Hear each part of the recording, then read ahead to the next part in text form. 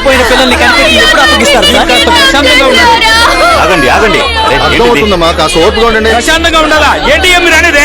ఇద్దరు కుర్రాళ్ళని చంపేసి అన్యాయంగా ఒక చిన్నారిని తీసుకుపోయింది. మీ పిల్లలైతే మీరు ఊరుకుంటారా? ఎత్తుకుపోయిన పిల్లకి ఏమైందో కూడా తెలీదు. ఒక నెలగా ఊటీలో పిల్లలు కనిపించకపోవడం ఎక్కువైపోతుంది. పోలీసులు మీరేం చేస్తున్నారయ్యా? కనిపించకుండా పోయిన పిల్లలు వచ్చే వరకు మా పోరాటం కొనసాగుతుంది. పోరాడదాం పోరాడదాం.